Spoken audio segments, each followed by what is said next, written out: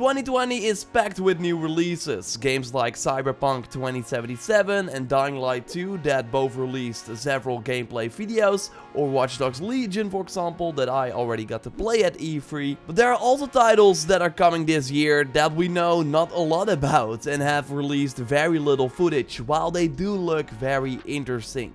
I'm sure you maybe even forgot about some of these games, while they are all AAA titles. So I want to go over these games and also share the latest news and rumors surrounding them. So it would of course be awesome if you could leave a like on the video.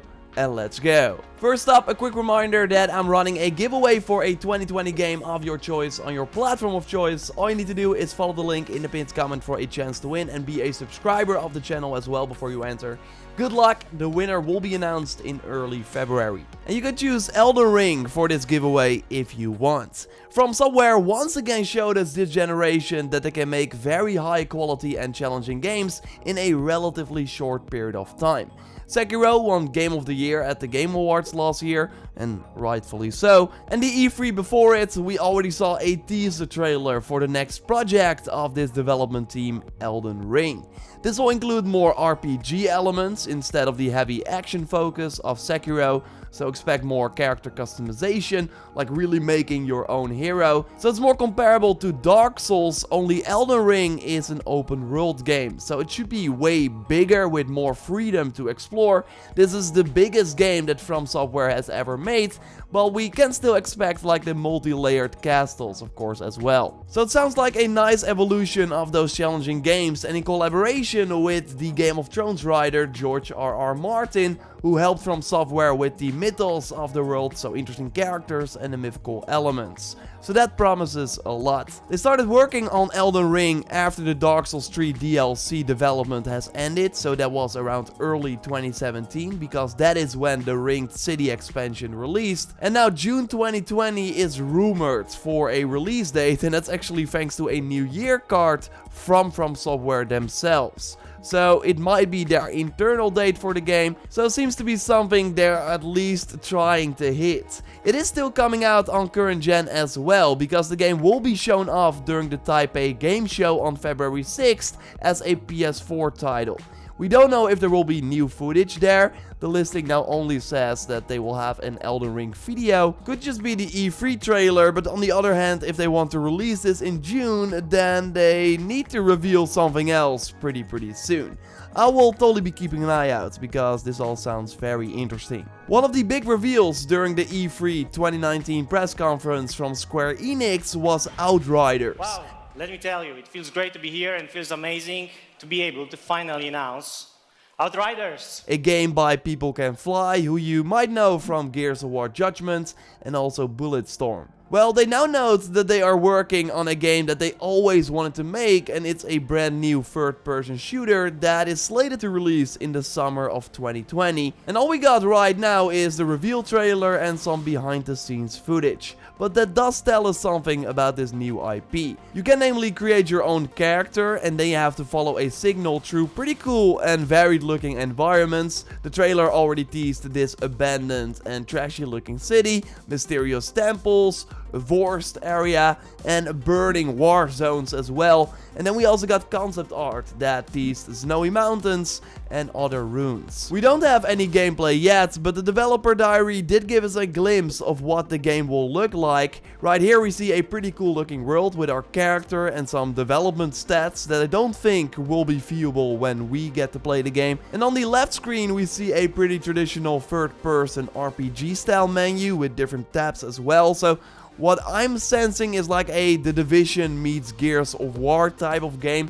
Like we can fight many creatures too, and likely get some loot from killing them. You can play it solo or in 3-player drop in drop out co-op, and then fight these enormous bosses that were already teased at the end of the reveal trailer.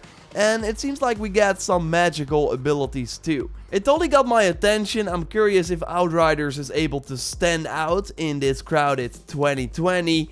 but it's hard to say without seeing any gameplay. And the same can be said about Gods and Monsters, that new game from the Assassin's Creed Odyssey creators that was also revealed at E3 2019. And all we got is an even shorter trailer and some screenshots, and that's really it. I was able to interview the developers at E3 and learned that it's an open world action-adventure game with some light RPG mechanics. It goes even more into the Greek mythology than Assassin's Creed Odyssey. The Olympians have been defeated in this game by the Typhoon, and that's like the largest creature that Zeus has ever faced. So all the minions of the underworld are now released, and you have to fight them in this game, but can also venture into the different underworlds. Like, we already saw that kinda in Odyssey, but in Gods and Monsters, it will be a different representation of these underworlds. We do still have powers though, and armor sets that we can collect. It sounds cool, and I know that this team that made Odyssey can deliver great games, of course, but I just want to see it in action at this point, to get a better idea of the combat and the traversal mechanics. It was first slated for February 2020, but now got delayed until the second half of 2020, just like other Ubisoft games like Watch Dogs Legion. And I just have to touch on the fact that from the outside it looks like there might be something wrong with the development, as many developers on this team that I followed, like after the launch of Odyssey, left the studio recently while working on Gods and Monsters. The most recent departure was from Xavier, who now started a job at Riot Games. And there were rumblings already that the development was kind of a mess because of the short development time. They were expected to release a new IP in less than a year and a half, because Odyssey of course came out in October 2018 and Gods and Monsters was slated for February 2020. Now they have more time though, and I really hope that there's nothing wrong. Would be cool if Ubisoft could prove it with some gameplay footage in the nearby future. And really the same can be said about Rainbow Six Quarantine, that was of course also delayed, and all we have is this short teaser trailer. Although it will very likely be similar to the Outbreak mode that they had in the game in February 2018, and this seems to be a full-priced spin-off of that. It could be cool if you like the Rainbow Six Siege gunplay but prefer to fight AI enemies instead of other players, but really we don't know a lot about this game yet. I'm curious if it can justify the $60 price tag. Let's move on to Bethesda. They are of course in a weird situation right now, and not only because they did not have a hit recently, like in 2019 we got Wolfenstein Youngblood, Rage 2 and Fallout 76 that seems to get worse sometimes. You thought it could not happen, but it does. Now also because apart from Doom Eternal that launches on March 20th and looks great by the way, apart from that, it seems that all their other projects are still very far away, and we only had some teases for them. I really love the look of Deathloop from the Dishonored creators at Arcane Leon. I really like movies or games where things just happen over and over again, and that seems to be the case here, with two assassins trying to kill each other in a varied and interesting looking world. There should be story, but also PvP action or anything maybe. We don't really know a lot about it, but I can see that change soon, because Dishonored 2 released in November 2016, followed by the standalone expansion in September 2017.